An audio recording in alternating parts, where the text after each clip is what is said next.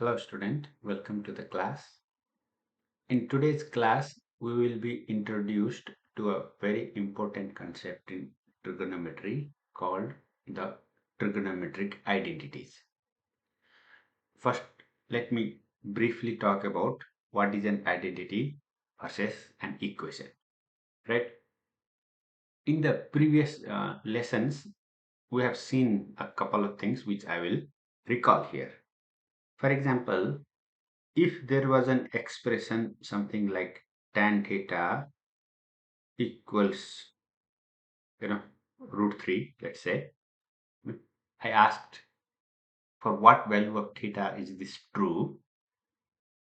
At least you, know, you will say certain values. For example, between 0 and 360 degree, the values would be 60 degree or 240 degree in the third quadrant. Okay, you can from what we have learned, you can actually verify this. Okay, and there are more values of theta if you go beyond 360 degree or below 0 degree. Between 0 and 360, these are the two values, right? The point is, you cannot just plug in any theta here. There are certain values for which it is true. This is an equation. Okay, such an expression, such a statement, I would say, such a statement in mathematics is called an equation. Whereas I had observed this fact, right, while looking at the definition of sine theta as y coordinate and cos theta as x coordinate in the unit circle, right? And tan theta was defined as y over x. So it was sine theta over cos theta. We actually we use that for solving some problems in the previous section. The question was, is this are there certain angles where this is true and certain angles where it is not? Okay, no, this is always true. Okay, such an expression is called an identity, and I will write here what it means. True for all valid theta. Okay, theta is a representation here, all valid values of the variable. Okay, I say valid because at 90 degree or at 0 at 90 degrees cos 90 will be 0, and then you will be getting an undefined value, as you know, for tan theta. So one might debate about that. So but if you look at every other value where tan theta is a finite number, this is always true. Okay, so that was about identity and also about what you have seen. There's one more identity, or what we call a theorem. Okay, and I will not say identity unnecessarily. You can say, okay, but anyway, something that is always true in that sense. Okay, that is another equation we used in solving the triangle. Okay, here the fundamental identity that we are going to study starts with this, because that is always true in a right triangle, and we will modify it so that it will get a equation in terms of trigonometry, and that will be our fundamental identity for trigonometry. Okay, let us do that. Keep the diagram in perspective while doing this. Here you have a circle, not necessarily a unit circle. The radius is r, and there is an angle theta here in the standard position, and say you have a point x comma y on the circle, and its x and y would be the legs of the triangle there, right? Okay, now keep all of this in perspective and let us fill in some space here. Pythagorean theorem applied to that particular triangle will give you x square plus y square, right? The two legs of the triangle, x here y here. X square plus y square will be the hypotenuse, which is the radius of the circle squared. Okay, that's an identity true for any right triangle. Now we are going to take this r square and divide on both sides.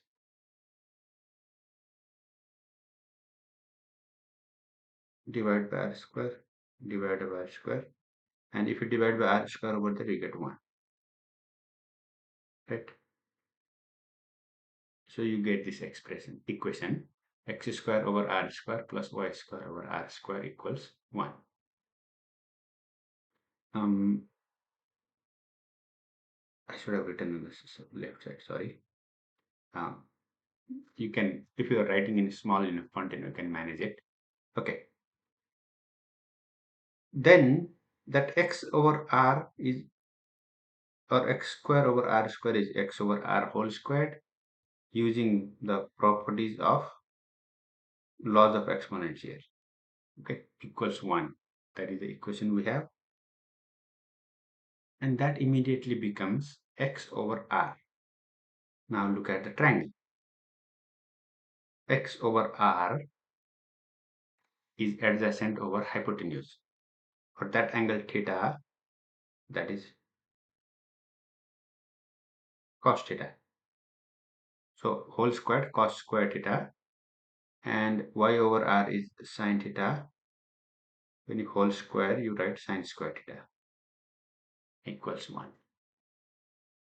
Now that didn't depend on theta, right? This will be true for any theta. Such an expression will be an identity.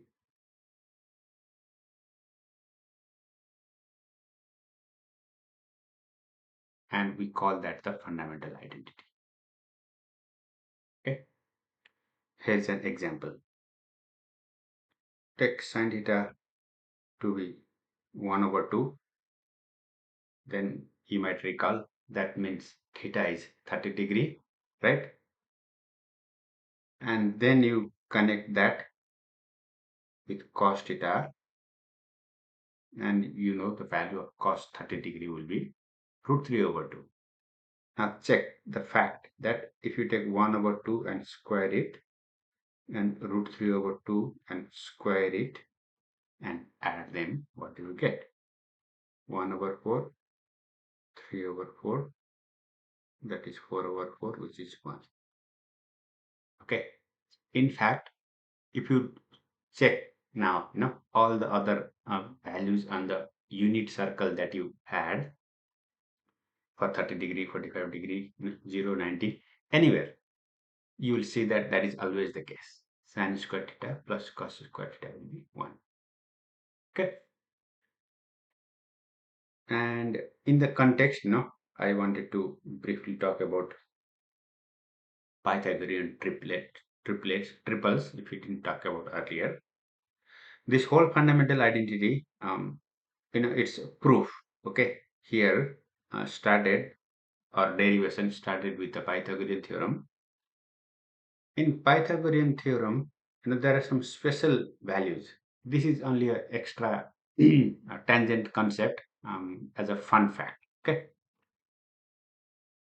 In Pythagorean theorem, there are certain numbers that work very well, right? Just now you saw that there is a Pythagorean triplet in the equation, the identity that I wrote just now, which is 1, root 3, and 2. In fact, there was one such triangle that we did in the previous lesson.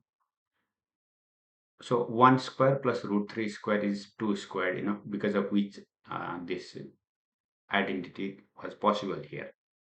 So these numbers work for a Pythagorean theorem, they satisfy. But the thing is that is a root 3 there. That's under root 3. We wonder, are there like integer numbers where this is true? So you don't have to use a square root number, everything integer. And the answer is yes. Okay, that is the concept of Pythagorean triples.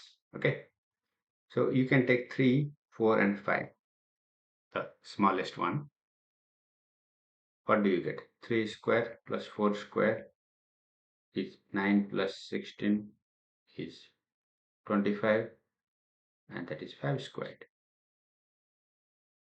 Okay, and think of, like, some other number that you can imagine, come up with, which will have the same kind of property.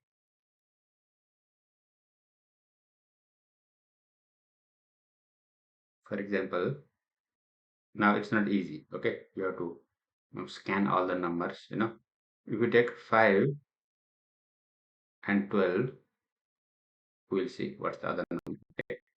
5 square plus 12 square will be 25 plus 144, and that will be 169. And if you are good with tables, you will know that is square of 13. So 5, 12, and 13 turns out to be another Pythagorean triple. Okay.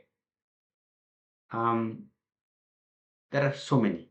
There are infinitely many Pythagorean triples, in fact, and you will find many of these triples used as the values in many of the trigonometric questions. Okay, where we want to keep the numbers simple, without roots. It's a very interesting. I'm sure there are some very good YouTube videos on that topic, Pythagorean triples. You should explore that. Okay. Before you move on, go on with the video. Just do this exercise, please.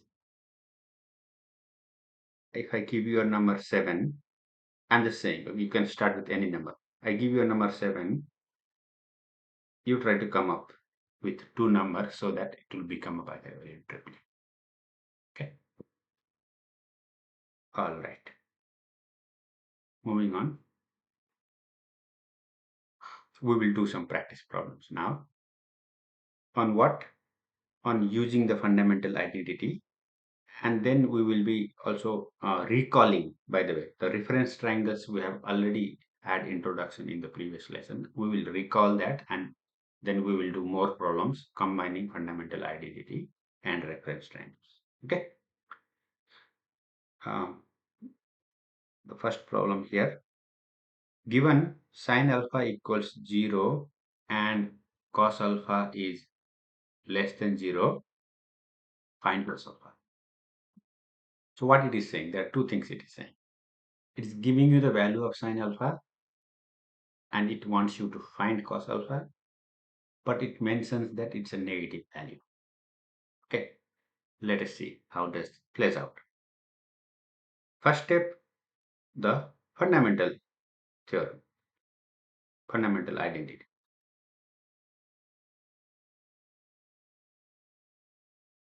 which is sin square alpha plus cos square alpha equals 1. Okay, it is very important identity which leads to many other identities, call it the fundamental identity. Okay, and this is one of them, and using this we will derive some similar identities which we will see soon. Okay, now in this identity, if you plug in the value of sin alpha, that is 0, and cos squared alpha is now equal to 1. So basically we are getting cos square alpha is 1. Okay. Normally, if cos square alpha is 1, then cos alpha will be the plus minus square root of that, right? Which is plus minus just 1. But in this case, we are given that specifically cos alpha is less than 0. Okay, so we will write that here now. Since cos alpha is less than 0, we choose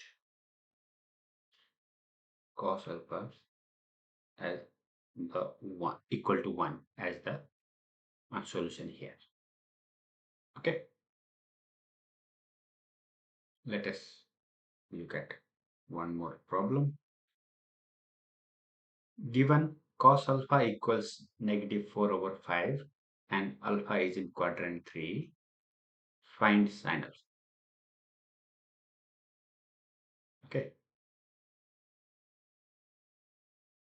Similar idea again. Sine square alpha plus cos square alpha is 1, and we need to find sine alpha, so that is a variable for now. Cos square alpha would be that 4 over 5, negative 4 over 5 square. Okay, and that gives you 16 over 25 equals 1. And you will see the role of the Pythagorean triplets here. 1 minus 16 over 25, right? Which you can simplify as 25 over 25 minus 16 over 25.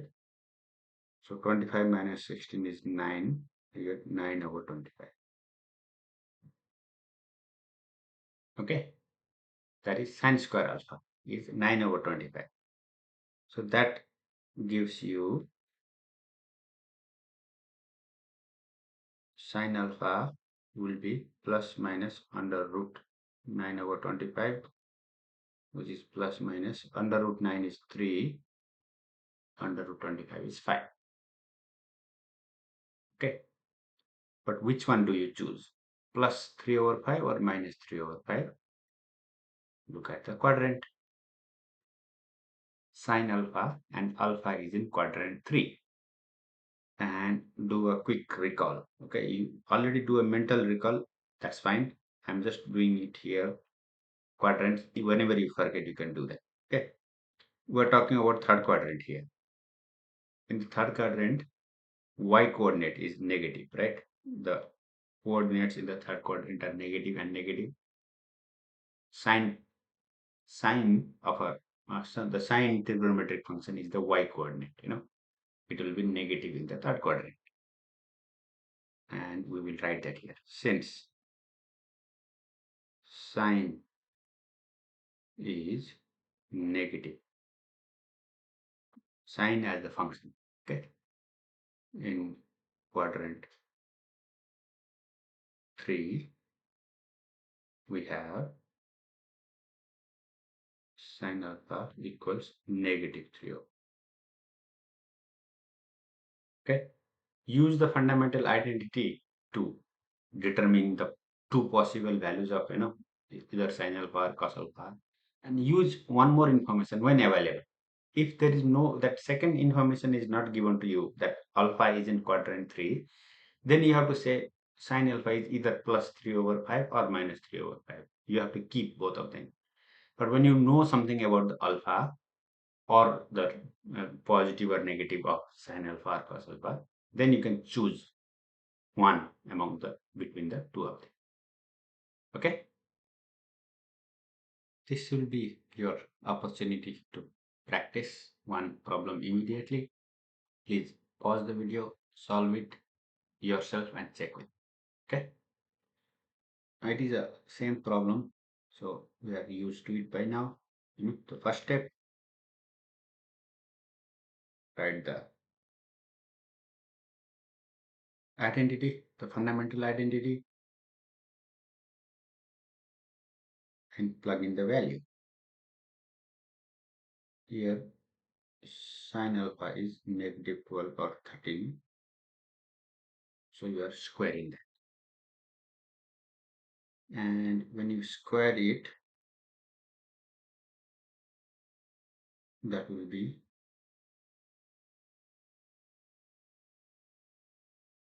140 over 169. And you might recall a few seconds ago we were talking about the Pythagorean triplet. 1 minus 144 over 169. Now you take common denominator 169. So you get 169 minus 144 over 169. Okay. And that turns out to be 25 over 169.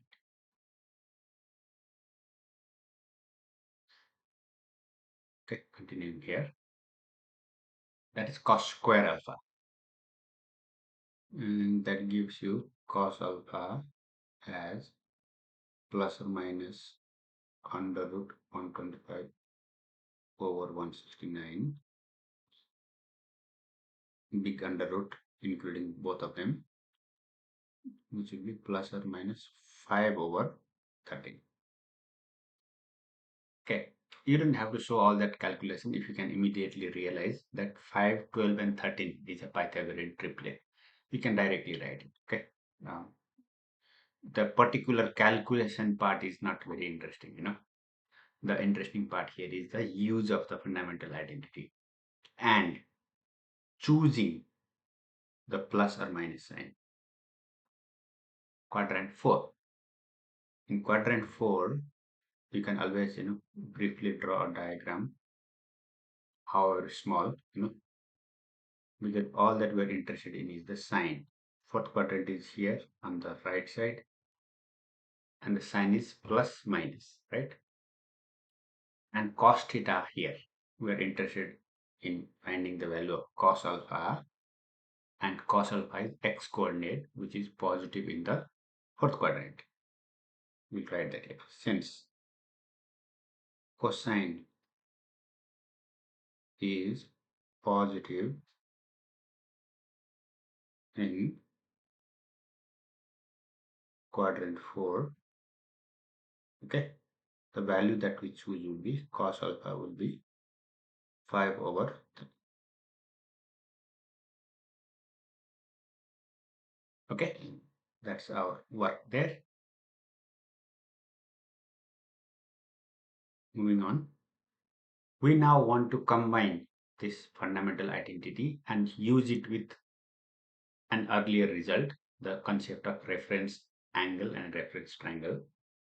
A brief review here. The reference triangle for an angle theta is formed, is a right triangle formed by the radius r as the hypotenuse, right? The hypotenuse of the triangle is the radius, and the one of the sides, okay, and the okay, let me actually show a diagram here, that's better. This is a triangle, and you have this angle here, and suppose the angle is alpha, and you draw this perpendicular down here, and this angle here, theta. Okay, alpha is your original angle, and the angle theta here is your reference angle for that. So where are we drawing the perpendicular on? Perpendicular drawn on x-axis. On the x-axis as a leg. Okay, that is your reference triangle. And reference angle is the angle the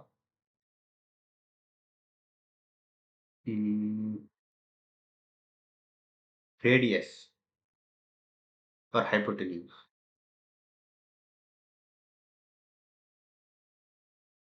Hypotenuse. Okay, of the reference triangle makes with the x-axis. Right? Reference angle is the angle made by the hypotenuse with the x-axis, positive or negative. So basically, you get the reference triangle with the angle not less than 90 degree, right, in a proper right triangle, which you can then use with the fundamental identity and the Pythagorean theorem and solve. Okay, let us look at an example. Sketch the given angle in a standard position. Find its reference angle in degrees and radians. Okay. So the sketching part is done for you here. I'll explain though. Okay. That's negative 210 degree. So how are we sketching it? This is your positive x-axis, that's your positive y-axis, a negative angle, so you go clockwise. How much? 210 degree. If you go clockwise 180 degree, you will come to the negative 180. You will also come to it if you go anti-clockwise, 180. That's the halfway mark. It works both ways. And then how much more? From 180 to 210, you can do a quick calculation. That is 30 degree more. Okay. And that would be your reference triangle then. And in this case, in degrees, the angle is 30 degrees. And of course, you know that is pi over 6 radians. Okay. This is getting warmed up. Okay. And also reviewing for what we are going to do next. Practice one more. Do it and check with me. Negative 13 pi over 6. Again, negative. So you might want to go clockwise. How much should you go clockwise? Remember the concept of adding and subtracting 2 pi, right? We talked about angles earlier, coterminal angles. So if you take negative 13 pi over 6 and add 2 pi, that is negative 13 pi over 6 plus 12 pi over 6, trying to make the denominator common, multiply by 6 up and down, and that gives you minus pi over 6, right? So going clockwise, okay, that's one cycle of 2 pi and another pi over 6 in magnitude, but clockwise or negative. Okay, and that means that's your reference angle there. And if you have to, that is a diagram, sketching a diagram. If you have to express it, you can say that it is negative pi over 6. Or if you want to get the positive value, of course, you will add another 2 pi to it, and this time it will become 11 pi over 6. So between 0 and 2 pi, you would express it as 11 pi over 6. If you are interested, of course, in degrees, that is 330 degrees. Pi over 6 is 30 degrees. 11 times that, right? 11, 330 degree. And that is looking at it anti-clockwise. If you see it this way, that is 11 pi over 6. If you look at it clockwise, that's negative pi over 6. Actually, let me write that here. Negative pi over 6 if we do clockwise. In that sense. Okay. Zoom in so you can see it clearly. Let's move on. Okay. Now the application. Use reference angle to find the exact value of cos 11 pi over 6. Okay. Oh, I'm sorry. I might have made a mistake here in saying, not in writing. The angle measured clockwise is negative pi over 6, but the reference angle, okay, let me make sure that this part is not misunderstood. The reference angle is pi over 6. There is no doubt about that. Reference angle is the positive angle, okay? We don't look at the sign there. It's pi over 6 because that's the angle made with the x-axis, okay? Reference angle is the positive value, okay? Now here it says, use this concept to find the value of cos 11 pi over 6. What will we do? First of all, reference angle for 11 pi over 6.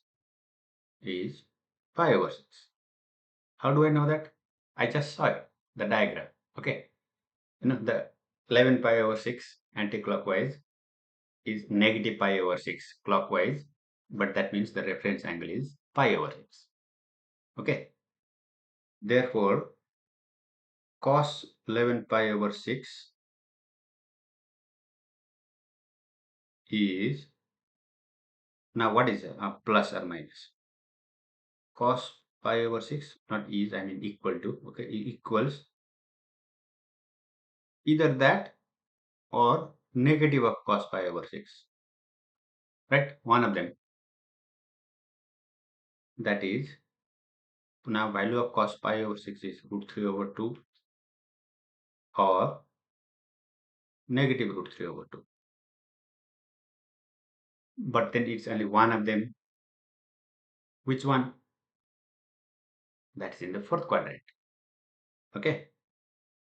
Since 11 pi over 6 is in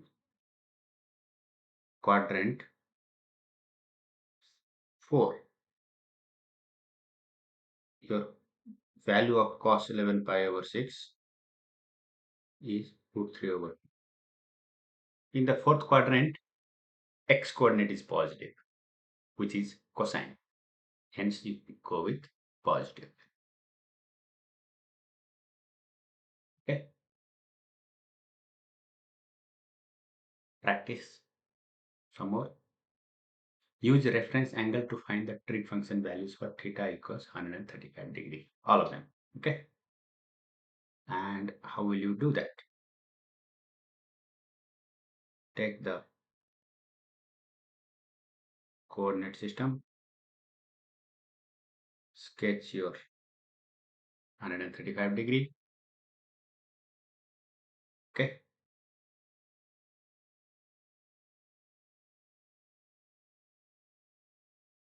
Which means what remains here is 45 degree, right? That's your reference angle. So for 45 degree, we know the values now, like sine, cosine, everything. Okay. So I will start with sine alpha here. Sine alpha, we know at 45 degrees root 2 over 2 plus or minus sine. This is quadrant 2. Okay. So angle is in quadrant 2. Y coordinate is positive. Let us write a sign here. This is negative and positive. Negative x, positive y. Sine is y coordinate, so it remains plus. Cos alpha, cos 45 degree is again root 2 over 2, but we are in the second quadrant. X coordinate is negative. Tan alpha will be the ratio. You can do it that way, negative 1. And the rest of them are reciprocals anyway. Cosec alpha would be root 2 positive. See, they will go together. Okay, if sine alpha is positive, cosec alpha will be positive. They are reciprocals. If sec cos alpha is negative, sec alpha will be negative. They are reciprocals. Okay, so sec alpha will be negative root 2. And cot alpha and tan alpha similarly. They are reciprocals, so they will have the same sign. Okay, right? Next, true or false and why. Okay, think about it. By now we should be able to like answer some of them. Okay, if you have given a thought, now here is my explanation. The first one I will say is true. Okay, and why is that? Two reasons. Step number one, reference angle for 150 degree is 30 degree. That has to be true for that to be equal. Second reason is 150 degree is in second quadrant, where sine is positive.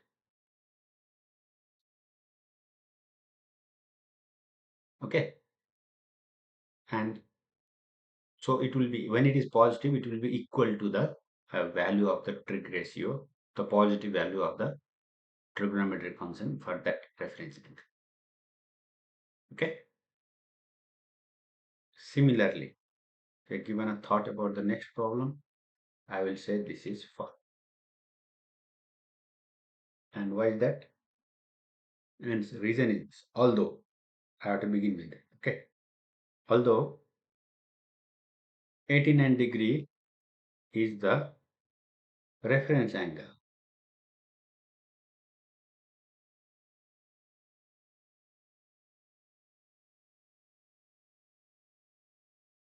for 91 degree,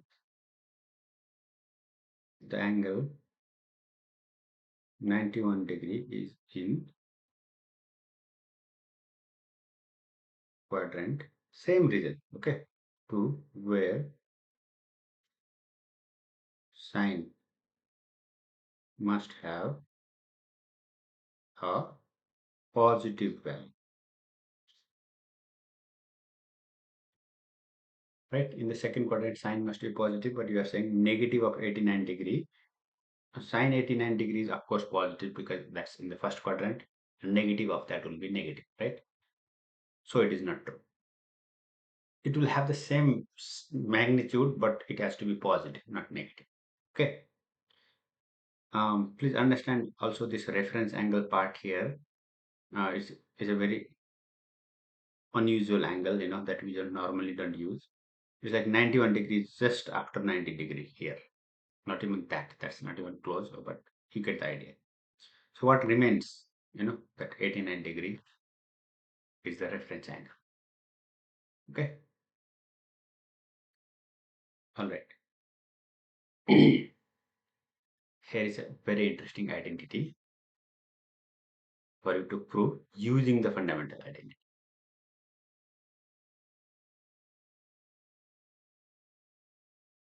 So think about it this way. The fundamental identity gives you a relation between sine theta and cos theta. You can find relations between other ratios also, right? On the same node, okay, using the same idea. So here it says use the fundamental identity. So I'm going to do that. And now, first time you are also getting introduced to this technique of proving identities, which is a chapter in itself in this course. Okay, we'll come to it later. Here is a introduction to that. Okay, so you start with this identity and you want to prove tan square theta plus 1 equals sec square theta. You have to think what is the connection. Okay, connection for that is one identity that I wrote earlier in today's lesson also and previous videos also. We have talked about it many times, right? It's an important one. Okay, tan theta equals sin theta over cos theta. So how will I use that here? I'm seeing sin theta and I need tan theta. That is my thinking process. Okay, but I need sin theta divided by cos theta, right? So you take this and divide by. Now you cannot just divide by cos theta because we have square here. So I'm going to divide by cos square theta on both sides. And what does that give you? Sin square theta over cos square theta will be tan square theta. Cos square theta over cos square theta cancels plus 1. When you cancel in division, you are left with 1.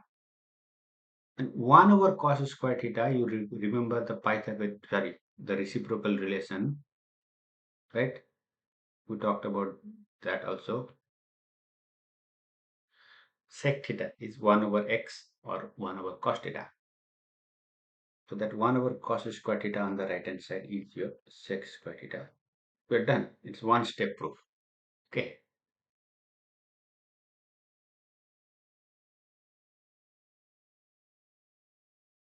Right.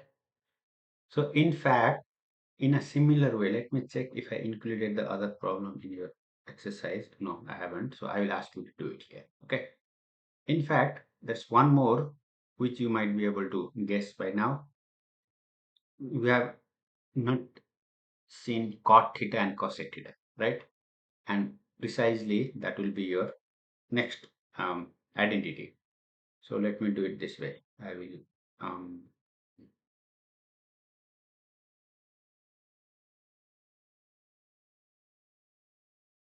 zoom this in. Okay, so I can write here, do this homework, practice it. Okay, prove cot square theta plus 1 is equal to cosec square theta. Okay, put together the fundamental identity and these three identities here. Let me highlight them. The fundamental identity that you have used, sin square theta plus cos square theta, and these three. Okay, all of them together, they are called Pythagorean identities.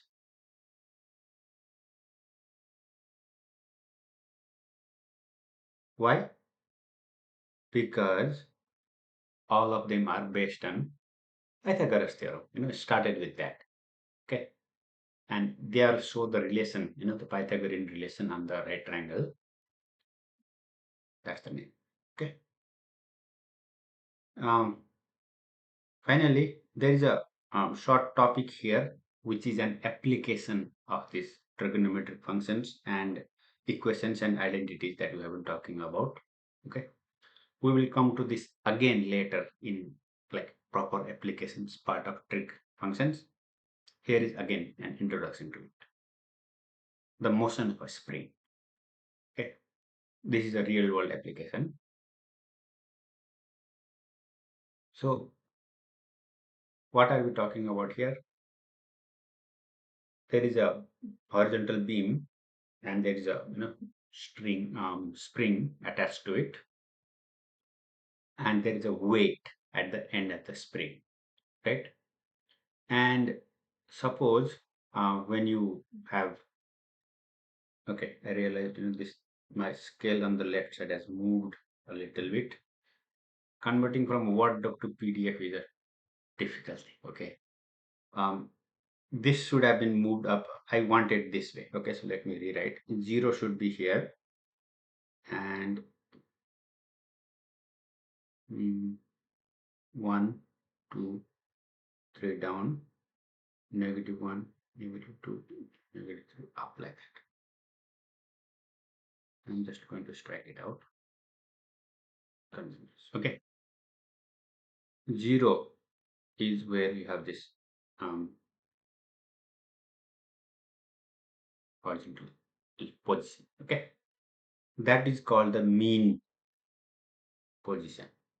Mean means average. Okay, not mean. The average position. If you just let it hang there and not disturb it, that's where it is hanging. Called, let's say that is at 0. And now, generally, in the y-axis, you have downwards as negative values and up as positive. What we have opposite here, that is only to signify meaning is when it is stretched, it will be here. So those are positive values. When it is compressed, it will go up. It will have negative values. Now, what happens in a what is the motion of a spring? Now, if you take that weight and let's say you pull it and release it, or you tap it, okay, so it starts moving vertically. Suppose there is something called restoring force. This is a little bit of physics. We don't need to know much, but we're focusing on the mathematical part of it. Okay, there is something called restoring force in a spring, right? Which is if you stretch it and release it, it will go back to its original position, right? That is a restoring force. So what happens is, if you tap it, let's say, it will get stretched first, but then the restoring force will start acting and it will come back, but it won't come back and stop at the mean position, right? It will go up, it will get compressed, and then it will come back and forth, oscillation, right? The motion of a spring becomes an oscillation. Now, the oscillation will be in real world, it will be what we call a damped oscillation. Okay. Why is that? That is because the friction and other forces of nature will come into play and eventually it will stop. Okay. But in an ideal situation, let's say there is no such thing and no friction, no air drag, then it will actually, in theory, keep fluctuating like that forever. Okay. In which case, that will be the pure oscillation, which does not happen, but that's the ideal situation. Okay. That is the background on motion of a spring. What I did just now is the description. Okay. And um, what will the equation be? Now, where is the trigonometry coming into picture here? Um, I spoke the description, so I'm not writing it here. Okay, you understand? You tap it, and then there is a back and forth motion, and that oscillator. Okay, the equation comes in the fact that the values of sine and cosine, okay, have the similar property, right? In fact, we have not drawn proper graphs yet, but we have already seen sine 0 is 0, sine 90 degree is 1, sine 180 degree is 0, sine 270 is -1, sine 360 or 0 degrees back to 0, right? Just based on this, you can see that that's a typical sine graph, sine wave we call it, okay? And sine wave also includes cosine. Cosine has the same property, you know, it will start at 1 for 0 and then go down and up, but the same wave, same shape, okay? What are we seeing here? Starting from a mean position, you can call this, you can think of this as your mean position. Then it goes to one positive extreme and then comes back to mean position.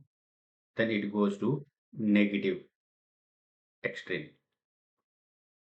Okay.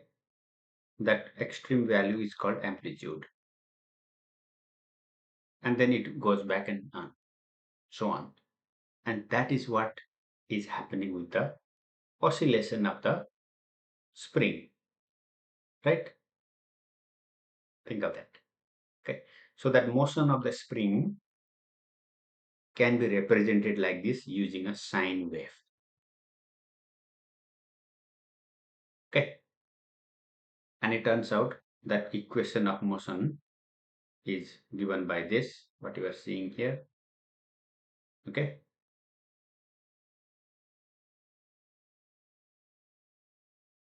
And right now I'll just say that this is a sine wave.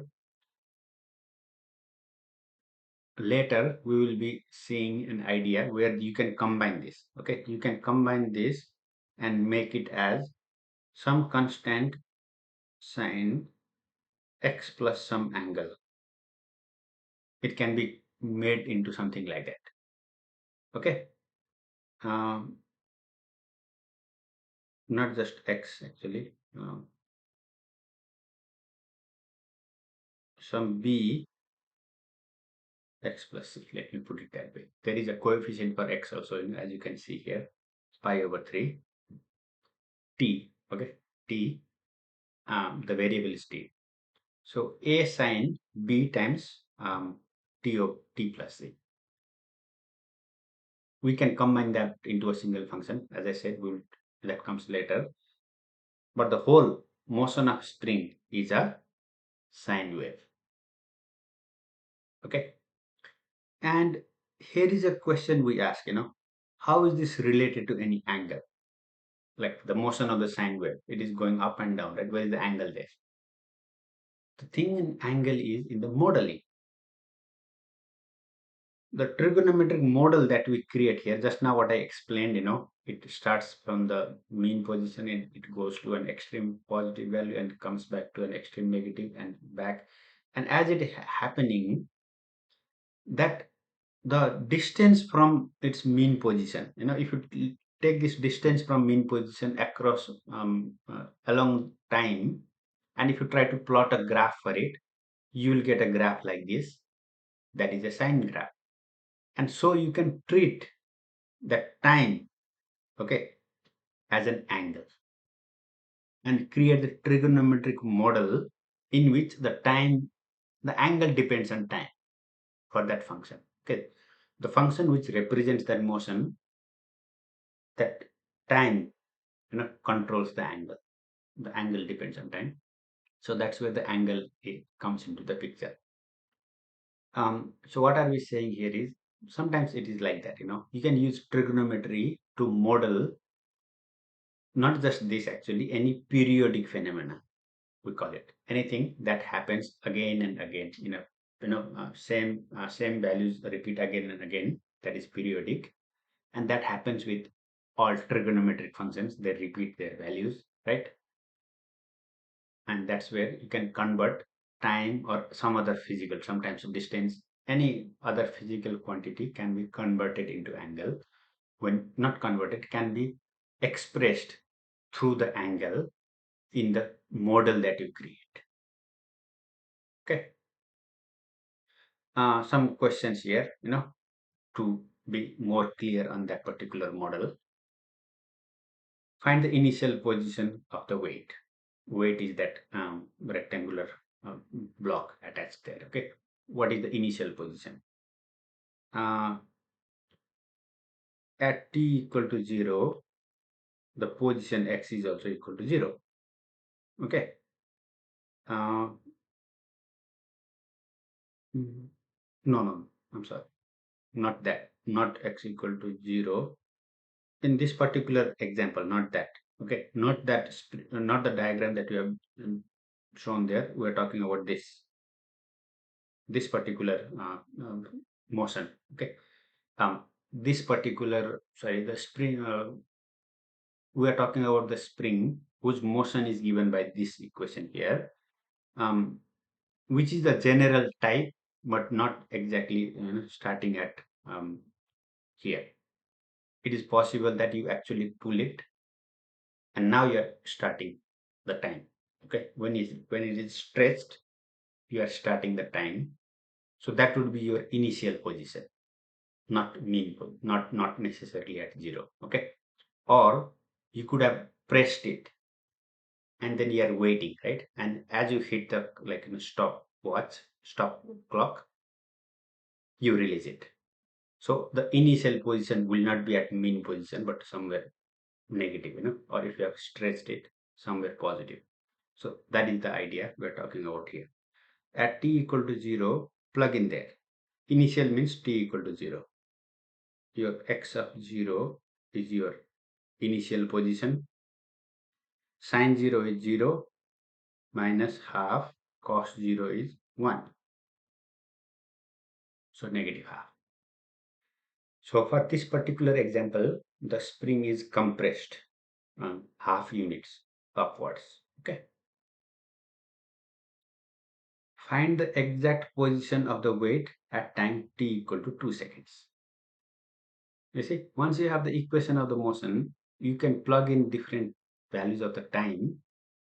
And as I was saying, that gets converted to the time controls the angle in the equation of the model. But that angle actually corresponds to where it is in the process of its motion, starting from mean position at 0 degrees two extreme values at 90 degrees, plus 90 degrees or minus 90 degrees. Okay. Now find the exact position of the weight at time t equal to 2 seconds. And how will you do that? Just evaluate it. We are just trying to understand. The calculation part is easy. Okay. Take the equation and plug in. So root 3 over 2 sine pi over 3. Now time is 2, right? So 2 pi over 3 minus 1 over 2 cosine 2 pi over 3. And with all our work we have done so far, you should know that is also root 3 over 2, and cosine 2 over 3 is negative 1. Okay, so that is 3 over 4 plus 1 over 4, which will be 1. So what that means, at 2 seconds, the spring is stretched down and it's at it's below the mean position here at 1. Move down. Okay. So the exact position is 1 unit um, downwards. Okay. All right. We are at the end of the chapter 1. Do the homework. I'll see you in the first video for the next module. Thank you.